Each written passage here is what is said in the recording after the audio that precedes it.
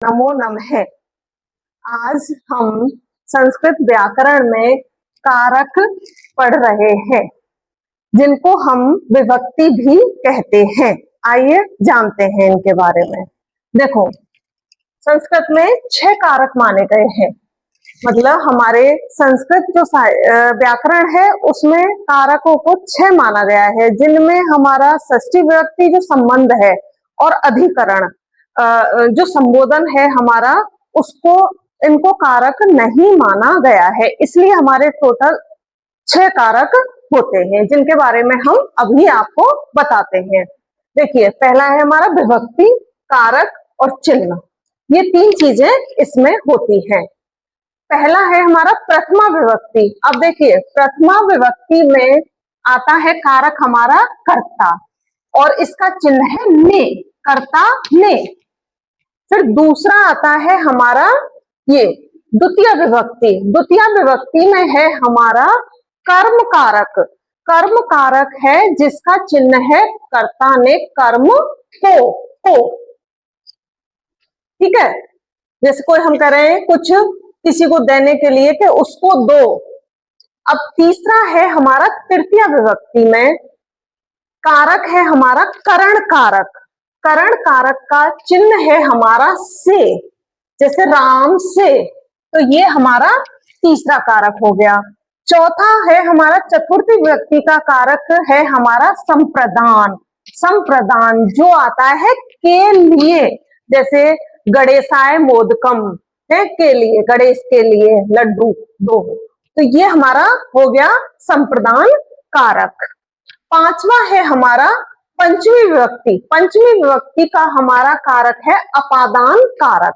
अपादान कारक में से अलग होने में, इनका इसका चिन्ह है से और अलग होने में, जैसे वृक्षात पतता पतंती, वृक्ष से पत्ते गिर रहे हैं, मतलब वृक्ष से पत्ते अलग हो रहे हैं। पंचमी विभक्ति का कारक है अपादान। अपादान का चिन्ह है हमारा से और अलग होने में, से अलग होने में, अर्थात जैसे वृक्षात पत्तात पतंती, वृक्ष से पत्ते गिरते हैं, तो ये अलग हो रहे हैं, वृक्ष से पत्ते अलग हो रहे हैं, तो अपादान कारक हो गया। फिर है छठा है हमारा षष्ठी विभक्ति। षष्ठी विभक्ति संबंध। संबंध, इसको संस्कृत में कारक नहीं माना है, क्योंकि ये संबंध है का की के, जैसे राम का पुत्र, रामस्य पुत्रम, तो ये हमारा ये जो षष्ठी है इसको संबंध, इसको संस्कृत में कारक नहीं माना गया है। फिर हमारा सातवां है सप्तमी विभक्ति। सप्तमी विभक्ति का कारक है अधिकरण।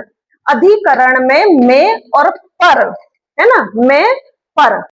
सातवां है सप्तमी विभक्ति। सप्तमी विभक्ति का कारण है हमारा अधिकरण कारक, जिसका चिन्ह है में पर।